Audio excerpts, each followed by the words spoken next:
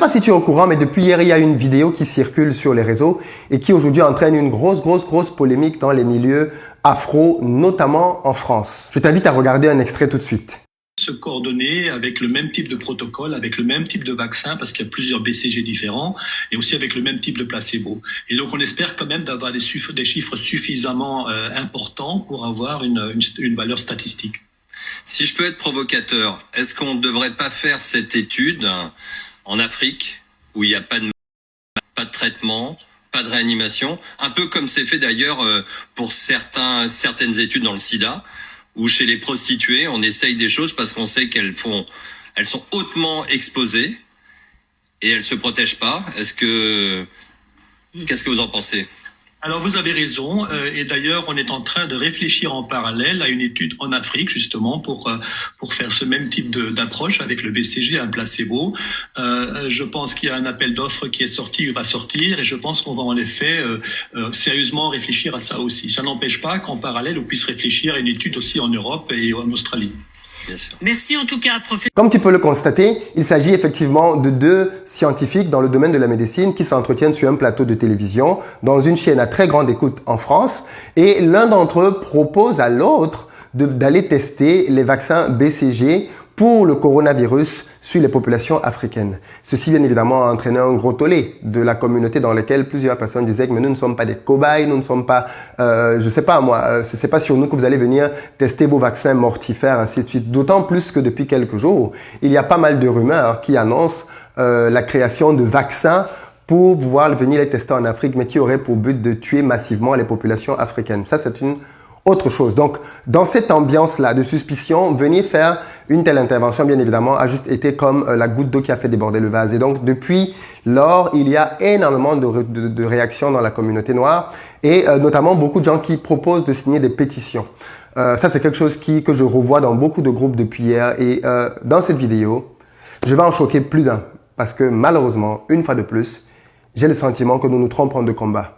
J'ai le sentiment que nous sommes encore en train de faire des choses totalement inefficaces. Et dans cette vidéo, je vais parler très clairement de ce que je pense de cette situation-là et de ce qui, à mon avis, est la réelle réponse que nous devons apporter pour que ce type d'attitude ne se reproduise plus. Donc, pour cette vidéo, spécialement, âme sensible, s'abstenir.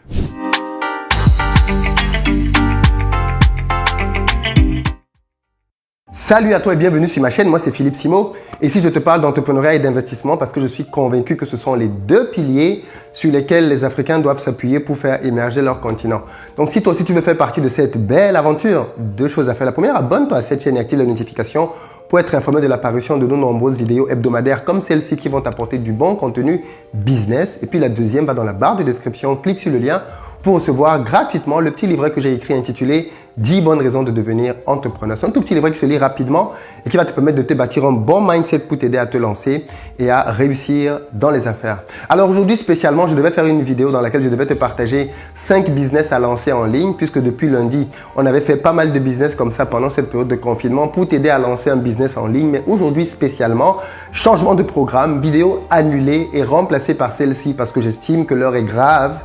Et il est important de revenir sur cette polémique naissante et d'apporter mon point de vue. D'autant plus qu'aujourd'hui, il commence à y avoir une forte audience qui écoute ce que je dis. Donc, plusieurs personnes commencent à me demander qu'est-ce que tu penses de ceci, qu'est-ce que tu penses de cela, est-ce que tu veux signer telle pétition? Je me suis dit plutôt que de répondre individuellement à des centaines de demandes, faisons une vidéo, clarifions les choses, livrons notre position et puis parlons-en. Parce que oui, ce soir, en direct, à 22 h sur la chaîne, on va avoir un grand débat en direct. Tu pourras appeler pour donner ta position sur ce sujet. Mais dès maintenant, je préfère te donner la mienne. Le mépris affiché dans cette vidéo est évident, d'accord? On ne va même pas revenir là-dessus parce que ce genre de scènes, malheureusement, sont répétitives sur les médias.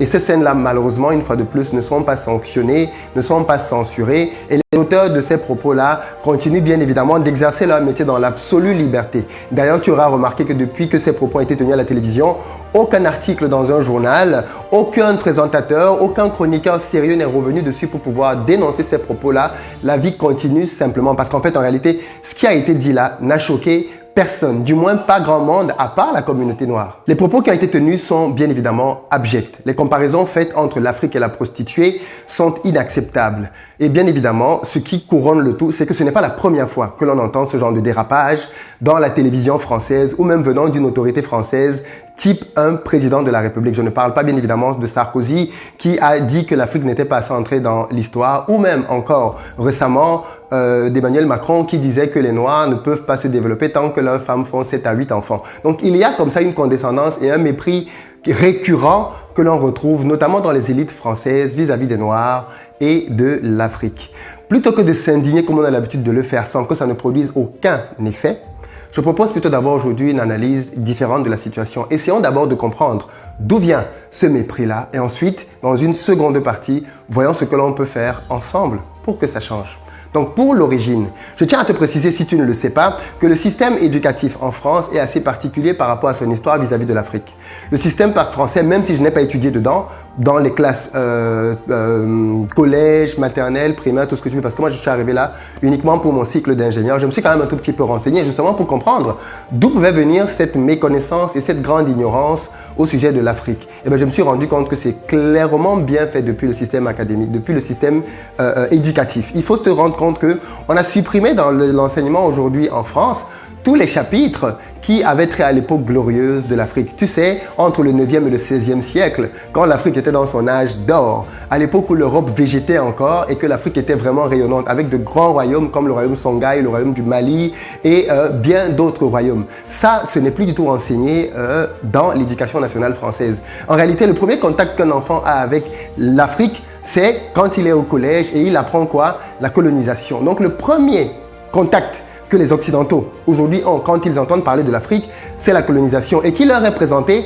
comme étant quelque chose de positif. La mission civilisatrice occidentale qui allait pour civiliser les petits indigènes noirs pour leur montrer comment la vie devait se faire. Et donc comme c'est ça le premier contact qu'ils ont avec l'homme noir et que c'est enseigné comme ça à l'école, eh bien qu'est-ce que tu veux? Ça dénote forcément d'une certaine supériorité et tout le monde, toute l'histoire qu'on va leur présenter après est biaisée, elle est faussée et donc il faut faire un supplément de recherche pour pouvoir se rendre compte de la vérité. Donc en réalité, le véritable mal qui prédomine dans la société occidentale, au-delà du mépris, c'est l'ignorance. Et tu sais, comme j'aime souvent le rappeler, la plus grave des maladies dont un homme peut souffrir, c'est l'ignorance. Et nos amis occidentaux sont très ignorants en ce qui concerne l'Afrique. Oui, parce que nos amis occidentaux ignorent que l'or dont l'Europe a eu besoin pour se développer avant d'aller trouver de l'or en Amérique latine provenait d'Afrique. Jusqu'au XVIe siècle, c'est en Afrique que les Européens venaient chercher de l'or. Et d'ailleurs, c'est avec cet or-là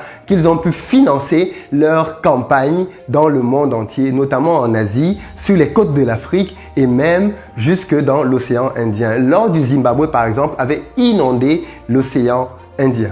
Oui, pour ceux qui pensent que l'histoire de l'Afrique démarre avec la colonisation, sachez que bien avant la colonisation, l'Afrique prospérait. Et je tiens à le préciser, quand l'Afrique prospérait, l'Europe végétait. Elle vivait dans la galère et dans la misère. Il y a eu cette époque-là, et ça peut sembler invraisemblable, n'est-ce pas? Là où le centre, l'économie, le rayonnement n'était pas du tout en Europe, et ces Européens-là venaient en Afrique pour chercher des bouts de pain. Parce que réellement, l'Afrique à ce moment-là dominait toutes les sphères qui pouvaient se faire, que ce soit celle de l'histoire, de la science, de la politique, tout ce que tu peux avoir se trouvait en Afrique. D'ailleurs, il y a même eu des chercheurs occidentaux qui sont arrivés pour la première fois en Afrique. Et quand ils ont vu les constructions qui existaient, ils se sont dit c'est impossible que des Noirs aient pu construire ça. Forcément, il y a certainement eu ici quelques centaines d'années avant des Blancs qui sont venus pour pouvoir construire tous les monuments que l'on a ici. Voilà comment est-ce que l'histoire a été déformée à plusieurs endroits, avec pour logique et volonté de toujours ramener la gloire du côté du blanc. Et ce faisant donc, même en reniant ce que la science la plus basique pouvait démontrer de manière évidente. D'ailleurs, tout ceci a éclaté au grand jour avec les travaux de Cheikh Anta Diop, un scientifique émérite et l'un des tout meilleurs de sa génération qui a mis à nu devant le monde entier toutes les mascarades qu'il y avait eu pendant des siècles et des siècles dans lesquels on a continué d'essayer de falsifier l'histoire. Tu connais bien ce qui se passe quand c'est le chasseur qui raconte l'histoire du lion. Il la raconte toujours bien évidemment en sa faveur. Et donc c'est ce qui s'est clairement passé. L'Occident pendant longtemps a déformé l'histoire, a continué de la cacher. D'ailleurs, essaie de continuer de le faire puisqu'aujourd'hui les vérités ne sont pas rétablies dans les programmes académiques. La partie honteuse de l'histoire, pas que française mais occidentale, est clairement cachée parce qu'il n'y a pas que la France qui s'est sali les mains dans cette histoire. On a tendance souvent à l'oublier, mais tous les pays européens ont plongé la main dans cette affaire et aujourd'hui ils le cachent désespérément.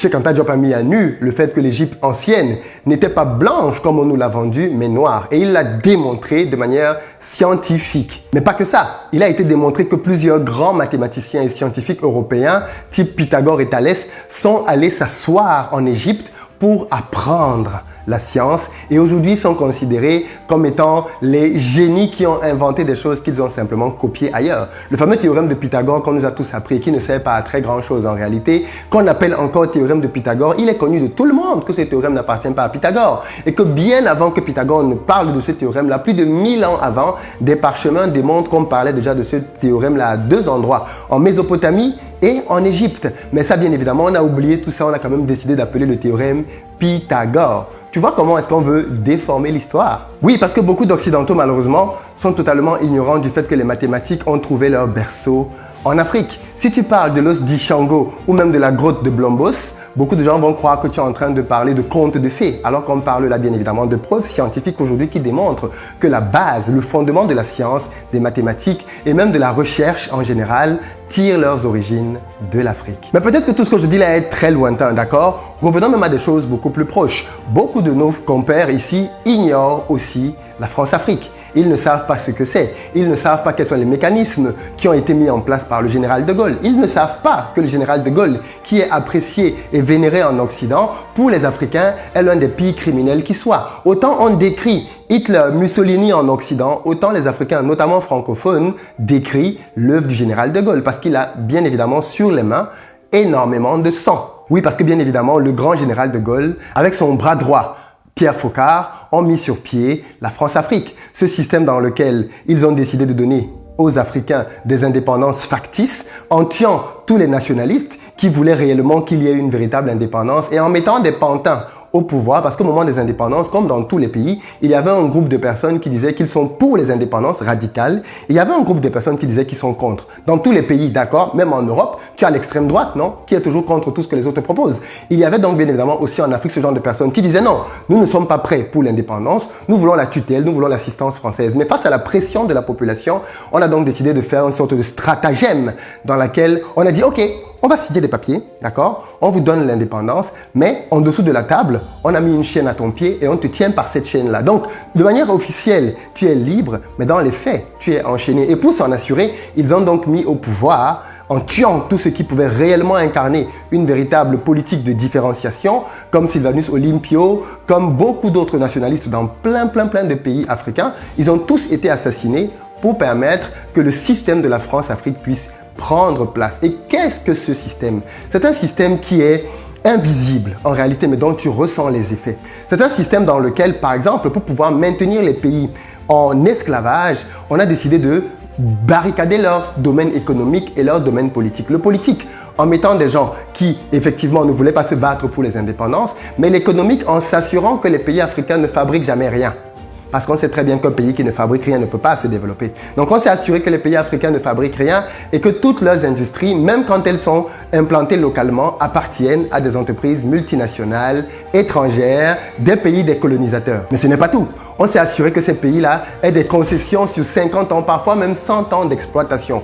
Tu as donc par exemple le groupe Lafarge qui, dans des pays comme le Cameroun, a des sociétés qui s'appellent Cimencam, Cimenterie du Cameroun. Pendant longtemps, j'ai pensé que c'était une entreprise nationale. C'est un peu comme EDF, Électricité de France. C'est naturel pour toi que ce soit une entreprise d'État. Eh bien non, au Cameroun, la supercherie, c'est que tu as beaucoup d'entreprises qui se terminent par CAM, pas qu'au Cameroun, dans beaucoup de pays africains, mais en réalité, qui n'appartiennent pas du tout à l'État, qui appartiennent à des multinationales occidentales et qui, de cette manière-là, pilotent les économies dans les pays africains. Qu'est-ce qu'ils font donc? Ils ont des concessions avec le droit exclusif d'exploitation pendant plus de 50 ans. Imagine donc les pays africains dans lesquels on construit essentiellement au ciment, dans lesquels tu as une seule entreprise qui a le monopole pour la construction du ciment pendant 50 ans.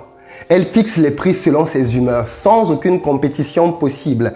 Comment ne pas enrichir un pays étranger en faisant ceci? Ils se sont assurés, bien évidemment, du fait que les monnaies pouvaient sortir des pays sans aucun problème au travers du système du franc CFA. Voilà pourquoi il faut détruire ce système-là et pas juste changer de nom en l'appelant ECO. C'est le mécanisme derrière qu'il faut détruire. Et donc, clairement, on a donc implémenté pas mal de choses comme celle-là qui font qu'en réalité, malgré les apparences de liberté qu'ont les pays africains, ils sont tenus par la laisse.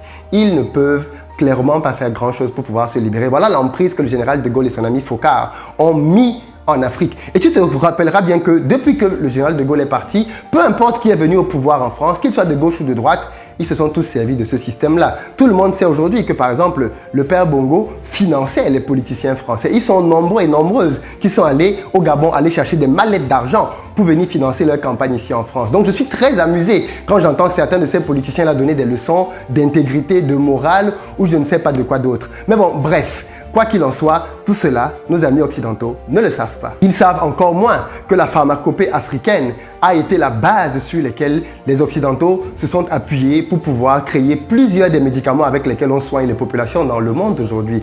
Ils ne savent simplement pas à quel point l'essor de l'Europe s'est fait au détriment, sur le pillage de l'Afrique. Et surtout, à quel point jusqu'aujourd'hui, l'Europe continue de vivre et d'être à ce niveau de développement-là, en grande partie grâce à l'Afrique. Regarde par exemple comment est-ce que les gens s'exténuent devant des musées ici. Regarde comment plusieurs grands musées en Europe sont remplis d'œuvres, ce que l'on appelle des œuvres et des statuettes. Mais on s'est déjà demandé d'où elles provenaient. La plupart de ces œuvres proviennent de l'Afrique. Mais comment est-ce qu'elles ont fait pour quitter l'Afrique pour atterrir dans des musées en Europe? Vol, pillage, destruction.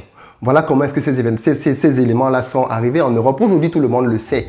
Et pourtant, quand il faut restituer à l'Afrique ses œuvres volées, pillées, il y a encore aujourd'hui des chercheurs et des scientifiques qui viennent vous dire « Non, ne leur remettez pas, ils ne sont pas capables de les gérer ». Quand je vous dis que le mépris est dans cette affaire profondément ancrée en l'homme occidental du fait de son ignorance, il faut l'aider à guérir. Mais celui qu'il faut aider à guérir en priorité, c'est l'homme noir. Parce qu'en fait, l'ignorance dont je te parle, elle est acceptable d'un point de vue occidental parce qu'on voit bien que les cartes ont été brouillées. Le drame en réalité, c'est pas que les Occidentaux ne sachent pas tout cela.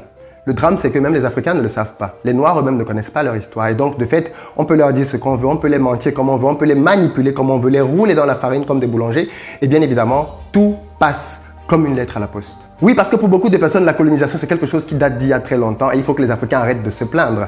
Oui, c'est vrai qu'officiellement, je te le rappelle, tout a été signé en 1960. Mais dans la pratique, qu'est-ce qu'il en est réellement? Figure-toi qu'il y a de cela quelques années, Bolloré postulait au Cameroun pour la gestion du port autonome de Douala, l'un des plus grands ports sur la côte. D'accord? Il y a une liste de prétendants parmi lesquels Bolloré et au terme donc de l'étude de tous les dossiers, quand on regarde ce que chacun des postulants propose de faire pour le port par rapport à sa gestion, on retient une shortlist de 3 entreprises dans laquelle Bolloré ne figure pas du tout. Et attention, dans cette shortlist-là, quand quelqu'un sait faire les achats, moi j'en ai fait pas mal, des achats industriels notamment, et bien quand on est dans une shortlist, le gagnant sort forcément de cette shortlist-là. Et bien qu'est-ce qui va se passer quand l'État du Cameroun a publié une liste en ne mettant pas Bolloré dedans? Et bien comme par hasard, François Hollande, président de la République française, décide de faire un tour au Cameroun, chose qui n'était plus arrivée depuis très longtemps, qu'un président français vienne au Cameroun. Et bien qu'est-ce qui va se passer avec l'arrivée de François Hollande? Il se trouve que quelques jours après son départ du Cameroun, et bien comme par hasard, comme par magie et par enchantement, Bolloré se retrouve et finit par, tiens-toi bien tranquille, gagner la gestion du port. Comment est-ce possible? Influence quand tu nous tiens. Mais ce que beaucoup de gens ne savent pas, et certainement ces deux scientifiques non plus, c'est que l'Europe en réalité aujourd'hui a désespérément besoin de l'Afrique. L'Occident a besoin de l'Afrique comme débouché pour ses industries. Imagine si les 2 milliards d'Africains devenaient un marché de consommation interne et efficace. Cette simple idée-là fait perdre le sommeil à tous les ennemis de l'Afrique. Et pourtant, c'est clairement ce vers quoi nous devons aller et c'est aussi ce qui est fortement combattu. Oui, il faut simplement se le dire. Aujourd'hui, les marchés sont saturés en Europe. Les constructions ne sont quasiment plus à faire. Tout est quasiment construit. Aujourd'hui, en Europe, on casse pour recommencer. En Afrique, tout est à construire. Et donc, pour que l'économie européenne continue de pouvoir se stabiliser, il faut qu'elle puisse aller travailler ailleurs. Il y a donc tout intérêt à maintenir l'Afrique pauvre pour que les entreprises occidentales y trouvent du travail. Parce que figurez-vous que si les Africains commençaient à créer des entreprises et que ces entreprises-là gagnaient des marchés et construisaient leur continent, ce vers quoi nous militons sur cette chaîne, eh bien, on sera en train d'effriter et détruire ce système-là. Clairement, parce que ce système-là repose sur cette domination-là. Il faut que les Africains restent dans l'ignorance, qu'ils ne maîtrisent aucune technologie, parce qu'ainsi, ils seront obligés de sous-traiter chez les Occidentaux qui viendront donc avec leur technologie,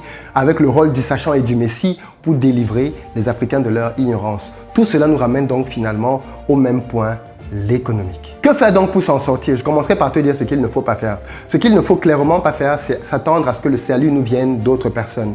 Il faut arrêter de croire qu'une pétition va changer les choses. On en a fait tellement des pétitions. Qu'est-ce qu'elles ont donné? Quand Sarkozy a parlé en Côte d'Ivoire, les intellectuels se sont levés, ont écrit, ont fait des articles. Qu'est-ce que ça a produit? Pas grand-chose. Prenons notre cas de figure pour que tu te rendes compte à quel point c'est méprisant. Toujours au Cameroun, beaucoup de gens ne le savent pas, mais la France a mené pendant les moments des indépendances une guerre cruelle au Cameroun dont il n'est question nulle part. Une guerre qui aurait tué près de 400 000 personnes, d'après les chercheurs et les historiens. 400 000 personnes dans le silence absolu. Est-ce que tu imagines ce que ça représente? 400 000 personnes dans une guerre secrète dont personne n'est au courant. Et pourtant aujourd'hui, plus le temps passe, plus les éléments reviennent par rapport à cette guerre-là. Et tiens-toi tranquille, François Fillon, Premier ministre de Nicolas Sarkozy, était venu au Cameroun et il lui a été posé la question par un journaliste brave. Monsieur François Fillon, que répondez-vous à ceux qui ramènent sur la table le génocide commis par la France au Cameroun pendant les années d'indépendance? Et là, François Fillon a nié comme jamais. Je suis désolé, mais ce génocide n'a jamais existé. Une telle histoire n'existe pas. Je ne sais pas d'où est-ce que ça peut exister. D'où est-ce que ça sort ça? La France n'a jamais commis quelque chose de pareil. C'est inacceptable d'accepter d'entendre ce genre de critique. Ok.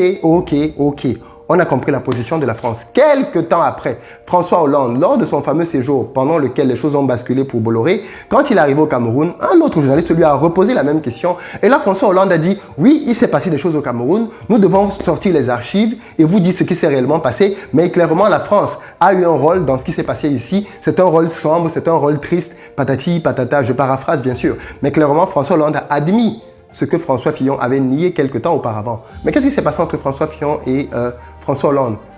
Vous pensez que c'est entre-temps, il y a eu comme une illumination? Non, pas du tout.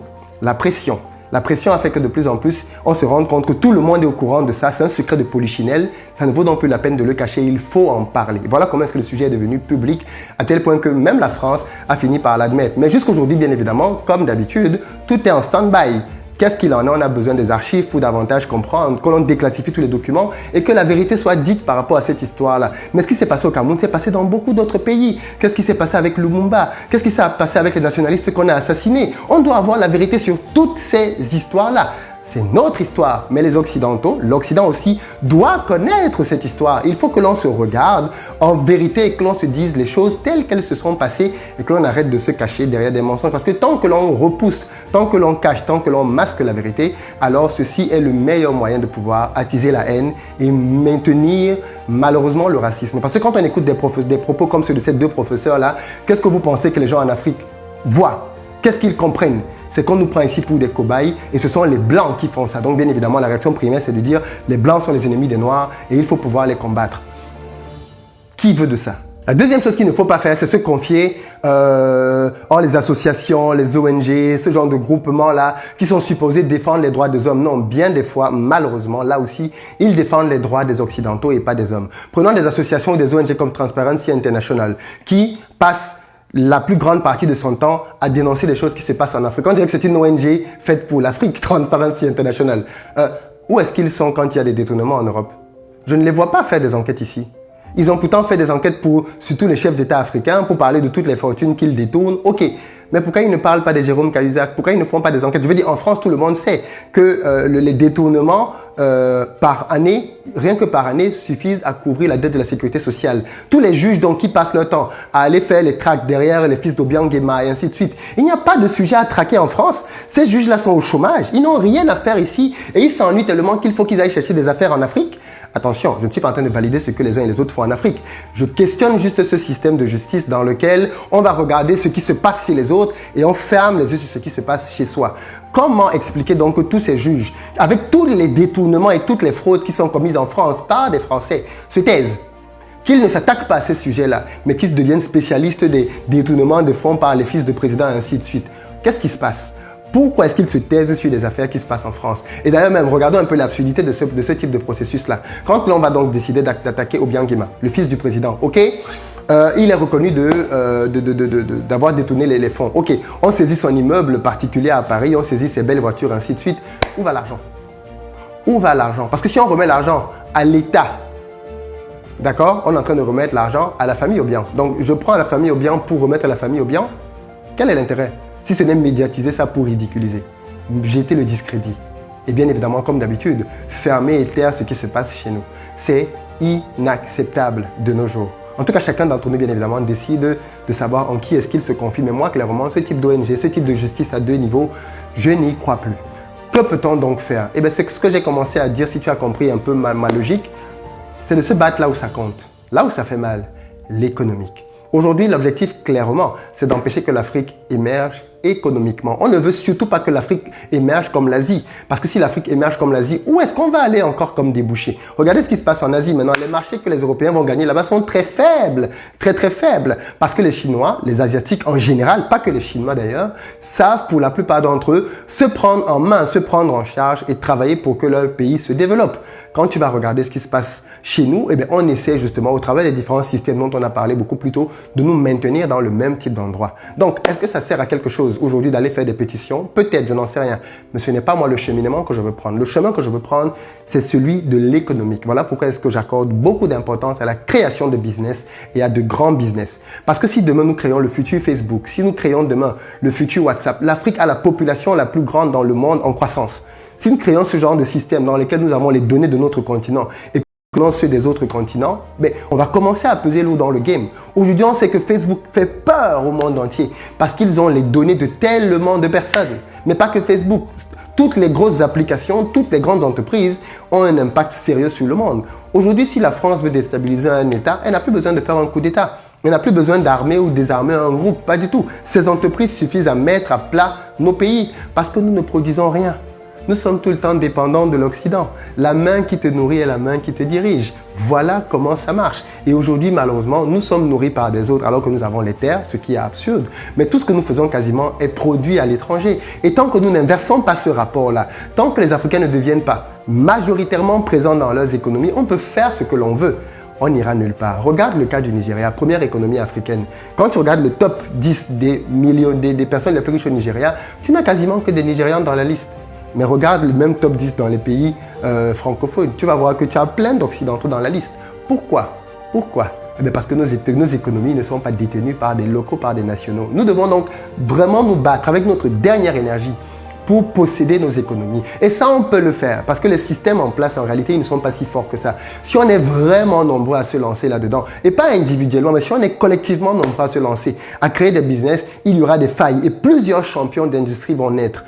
Mais pour ça, il faut que l'on ait la stratégie, la volonté, l'idéologie de se lancer, non pas individuellement, mais ensemble. Voilà en tout cas moi ma réponse à la polémique créée par ces deux médecins sur cette antenne-là dans laquelle ils s'exprimaient et parlaient en réalité de ce que tout le monde sait. D'accord? Dans le domaine médical, on sait que ce genre d'expériences sont souvent faites. Malheureusement, elles sont souvent faites en destination du peuple africain.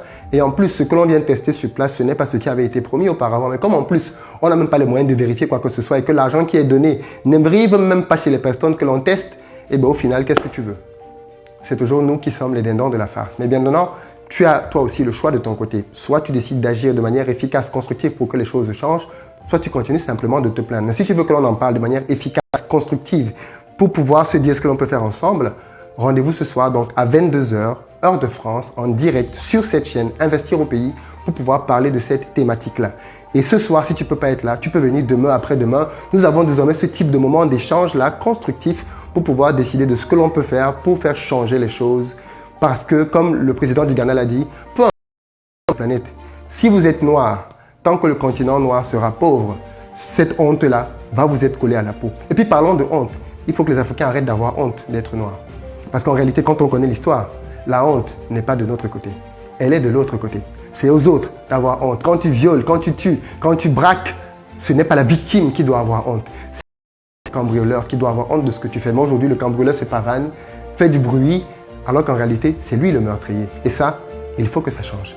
Je compte sur vous pour distribuer cette vidéo massivement. Je sais que beaucoup de gens ne vont pas être d'accord de ce que j'ai dit. C'est normal. Je suis d'accord pour pouvoir écouter la contradiction dans les commentaires. Tu peux en parler. Ce soir, en direct, tu peux appeler pour pouvoir aussi donner ton point de vue là-dessus. Mais je veux que ce type de sujet-là nous occupe et que l'on en parle, plutôt que ce soit la musique et l'humour qui nous occupent en permanence. Retrouvons-nous pour parler de choses sérieuses, constructives, pour bâtir ensemble et pas juste pour rigoler, quoi. Il est temps aussi que cette image du noir qui n'est là que pour amuser la galerie change. Et pour ça, j'ai besoin de toi. Donc rendez-vous ce soir et je te dis à très bientôt.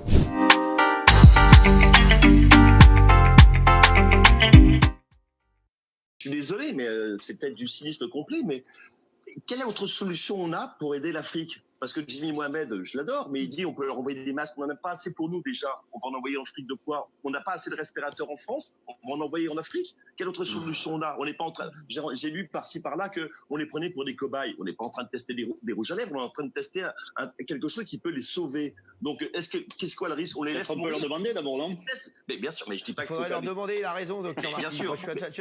C'est bien ce qu'il dit, là, docteur. Non, mais là, attendez, il va vous répondre le docteur Jérôme Marty, parce que là, Jean-Michel, non, mais mais j'ai pas dit de faire des tests moi, en je ne secret. comprends pas votre position là-dessus. Non, mais clairement, on est dans une espèce de caricature de discours colonialiste comme dans les années 20, quoi, si tu veux. Bah ouais. La moindre des choses, c'est quand même d'abord, si on s'adresse à une population, c'est de demander l'autorisation à cette population. J'ai pas dit de le faire en secret. Non, mais là, si tu veux, les deux chercheurs qu'on a vus, ou les deux médecins, je suis désolé, mais parlent avec une extrême facilité de gens qui sont un continent, qui ne les ont pas écoutés, on leur demande pas du tout leur avis, et puis on est en train de parler d'une cohorte, exactement comme on parlerait d'une cohorte de souris par rapport à une cohorte de cobayes. Il faut arrêter à un moment, il faut quand même se rappeler qu'on parle d'humain, juste d'humain. Exactement. Moi c'est ça. C'est vrai que moi, là, les mecs, là, cette séquence, pour moi, j'avais l'impression que j'étais retourné des années en arrière. Elle m'a gêné. Je suis désolé, de Jérôme Marty aussi, Jimmy Mohamed aussi. Oui, Jean-Michel. Mais Cyril, moi, si j'étais malade, moi, je serais d'accord pour faire un test de vaccin sur moi. Si ça peut me... D'accord, on parle de l'Afrique, mais même je suis sûr qu'il y a des Européens qui sont malades qui seraient d'accord pour qu'on les teste sur eux. Bah oui, bien sûr. Pourquoi l'Afrique? Parce que l'Afrique, ils ont beaucoup moins de moyens, de respirateurs, de masques, de moyens pour s'en sortir. Donc évidemment, c'est une manière de les aider. J'ai pas dit de le faire en secret. À partir du moment où ils sont d'accord. C'est pas une manière de les aider. Moi, parler de ça comme parler de l'Afrique et des Africains comme des cobayes, je suis désolé. Mais on n'a pas dit cobaye. Voilà. Qui a dit cobaye? Si, c'est un petit peu ce qui était un petit peu. Moi, c'est ce que j'ai ressenti. Après, je sais pas. Faut leur Raymond, demander. qu'est-ce que t'en penses? Raymond, on l'entend pas. Laissez-les mourir alors. On se parlera après. Laissons-les mourir alors. Laissons-les mourir. Non, mais là, c'est pas ce qu'on a dit. Vraiment, Jean-Mi, quand je connais ton intelligence, mais ton cynisme est très étonnant. Parce que là, en fait, ce que ça laisse entendre, ce que ces professeurs laissent entendre, c'est que de toute manière, prostitués ou africains, ils sont condamnés. Pauvres et par leur profession, dans un cas par le sida et dans l'autre cas parce qu'ils sont en Afrique et qu'il n'y a pas d'argent. Condamnés pour condamner, essayons des choses. Mais c'est horrible cette manière de faire les choses. C'est horrible. Je ne comprends même pas, Jean-Mi, comment tu peux trouver ne serait-ce que 1% de justifiable dans le raisonnement. Mathieu, on n'est pas en train de dire. Jean-Michel. On n'est pas en train de dire testons quelque chose. Le seul risque qu'il y a, c'est où ça marche ou ça marche pas. Ça va pas les tuer. Testons-le chez nous. Testons-le chez nous dans ces cas-là. Mais je suis d'accord pour qu'on le teste. Je suis d'accord pour qu'on le teste chez nous. Je suis d'accord. Je veux bien le tester moi-même. Mais bien sûr, je suis d'accord pour le test chez nous. Moi, je trouve que c'est très très lent la recherche. On prend des tests interminables. Il y a une urgence. Testons les tests. Testons tout de suite sur les humains. Et comme c'est lent, du coup, ça y est. Non, ça donne vraiment l'impression qu'il y aurait des peuples qui méritent moins de protection que d'autres. Qui dit test dit risque. Il y a toujours des risques dans un test, notamment des vaccins. C'est pas anodin. Et ça veut dire qu'on soumet à des risques une population parce que, soi-disant, elle a moins de moyens pour se protéger. Enfin, moi, je trouve ça totalement immonde qu'on teste les choses, oui, mais pas parce qu'on estime éventuellement qu'une population ne mérite moins d'attention qu'une autre.